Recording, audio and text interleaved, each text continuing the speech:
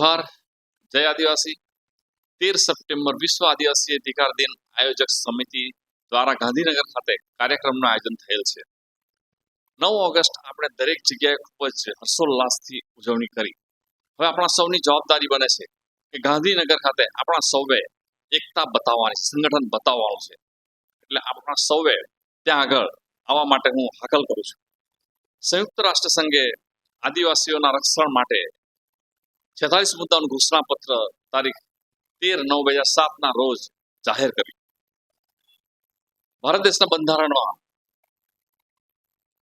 બંધારણની 5મી અનુસૂચિ સાથે જ નોકરી, શિક્ષણ અને રાજકીય ક્ષેત્રે પ્રતિનિધિત્વ એટલે કે અનામત આપવામાં આવ્યું અને બીજા અનેક પ્રાવધાનો રક્ષણ માટે આપવામાં આવ્યા। આઝાદીના આટલા વર્ષો બાદ આપણી શું પરિસ્થિતિ છે, તો આદિવાસીઓનું અસ્તિત્વ જેના પર જે જમીન ધીરે ધીરે ઓછી થઈ રહી છે।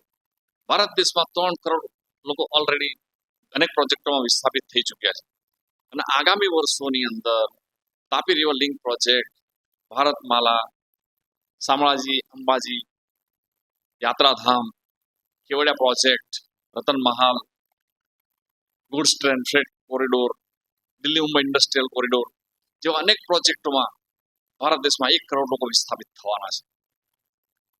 સાથે જ નોકરીની તકો બિલકુલ ઓછી થઈ રહી છે, અનામત અને રોસ્ટર પર ન્યાય થઈ રહ્યો છે। નવી પેઢી સંઘર્ષથી ભણીને પછી બેરોજગારીના ખપ્પરમાં હોમાઈ રહી છે। સમાજના છેવાડાનો વર્ગ વધારે વંચિત બની રહ્યો છે। તો આજે આપણા અધિકારોનો અમલ ક્યાં છે? તો આપણા અધિકારનું રક્ષણ કરવા માટે, આપણા અધિકારોનો અમલ કરવા માટે સમાજના તમામ જ્ઞાતિ મંડળો, તમામ કર્મચારી મંડળો, તબીબ વર્ગ, એન્જિનિયર વર્ગ, વકીલો, સરપંચથી માંડીને સંસદ સભ્યો સુધીના તમામ રાજકીય પદાધિકારીઓને હું હાકલ કરું છું કે આપણે સૌ ગાંધીનગર ખાતે ભેગા મળીએ અને આપણે એકતા બતાવીએ। રામકથા મેદાન, સેક્ટર 11, ગાંધીનગર। તો એ સંમેલન ટાઈમ છે 11 વાગ્યાનો। તો આપ સૌને હાજર રહેવા માટે હું ફરીથી આહવાન કરું છું કે જ્યારે આખા ગુજરાતના લોકો ભેગા થઈ રહ્યા છે તો આપ કેમ રહી જશો? તો આવો આપણે સૌ ભેગા મળીએ ગાંધીનગર ખાતે। જય આદિવાસી, જય જોહાર। આદિવાસી એકતા જિંદાબાદ।